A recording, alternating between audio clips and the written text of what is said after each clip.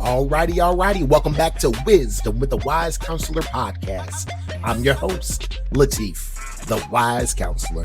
This podcast is all about building your emotional resiliency, thinking about wellness and mental health, talking about how we're going to reclaim our authority and walk in our victory and learn how to live in purpose on purpose. Today, we're going to talk about something that might hit you right in the chest.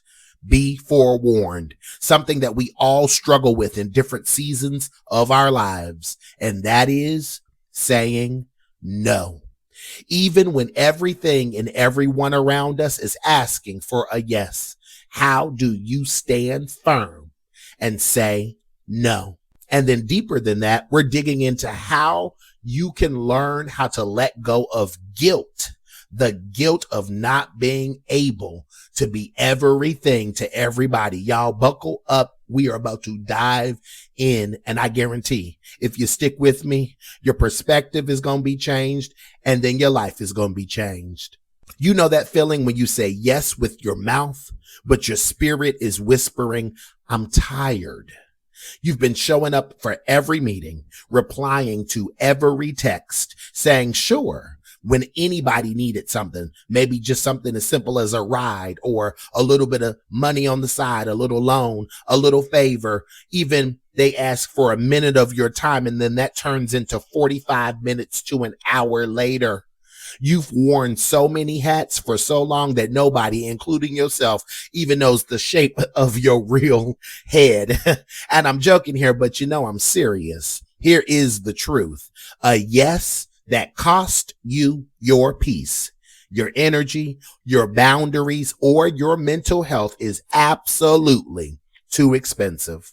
Some of us have learned early on that love had to be earned through some type of performance. We became helpers, the fixers, the emotional caregivers. I know you know what I'm talking about. We fill everybody else's cup until we have nothing left to drink ourselves. And you know, when you get thirsty and you're dehydrated, you know what's going to happen eventually. And maybe nobody told you this before, so let me say it loud and clear today. Your no is not a betrayal. It's a boundary. So why do we feel guilty when we finally choose ourselves? It's because we've been conditioned. The world has conditioned us to believe that being quote unquote good means that you're always available. That love looks like sacrifice, even if it means self-neglect. And that being needed is the same as being valuable. But guilt, it's a very tricky thing. And let's not even play. It masquerades around as empathy when it really is fear. Did you hear me? It masquerades around as empathy when it truly is simply fear. It may be fear of being rejected, fear of being seen as selfish, or fear of disappointing the people who rely on us. Let me tell you this as plain as I can. You can love people and still choose yourself. You can care for people deeply and still tell them no. You can be good and unavailable at the exact same time. Oh, yep, it is possible. Sometimes guilt is simply grief. The grief of letting go of a role that you used to play. The grief of redefining what love looks like. The grief of no longer carrying what was never meant for you to hold on and carry in the first place. Did you hear me? I know this is not easy work and this is not a feel good moment today necessarily, but I want you to be empowered. I want you to broaden your perspective and I want your life to be changed. Here is the honest truth. When you start reclaiming your time, your voice, and your position, you will disappoint some folks. You will start to get side eyes. You will get labeled as possibly changed or distant, or you're not who you used to be. I could already hear the whispers now ruminating in the spaces that you are. But baby, let me remind you, you are worth it. Let me tell you this, And let me ask you this. Is the old version of you even still alive? Think about that. Because growth requires disruption, and boundaries aren't walls to keep people out. Absolutely not. They're the doors that protect you and the sacred space within yourself. You may be saying, Latif, I know all of this. This is nothing new. Let me get to the meat of it. How do you say no when you are literally being pulled in every direction? Here's 4 things I want you to think about. Number 1, pause. Pause before you respond. I need to remind you that you do not owe anyone an instant answer to any question that comes out of their mouth regarding you. You can easily say, let me check my calendar. I say it time and time again, but I think a deeper, more impactful way to advocate for yourself could be, let me check my capacity. How powerful is that? Let me check my capacity and get back to you. Number 2, you've got to tell the truth with grace. It might sound like this. I care, but I don't have the bandwidth right now. And baby, let me remind you that those words coming out of your mouth is enough. That leads me to number 3. You do not ever need to justify or over explain anything that you tell somebody. A firm no does not need a 5-paragraph essay or prompt about the who, the what, the when, the where, the why. Your no simply needs to remain a no, and you've got to learn how to let it go.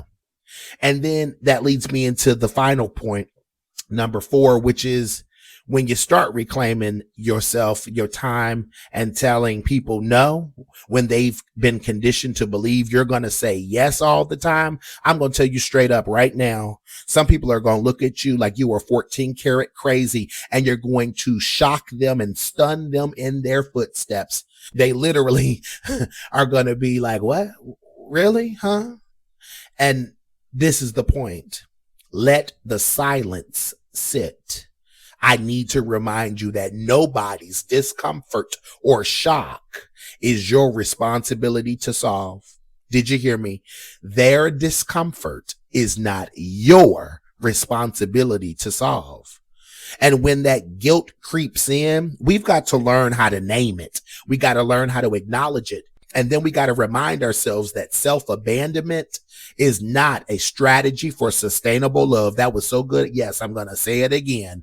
Self-abandonment is not a strategy for sustainable love. Let's keep on moving here. The journey of letting go is not about other people.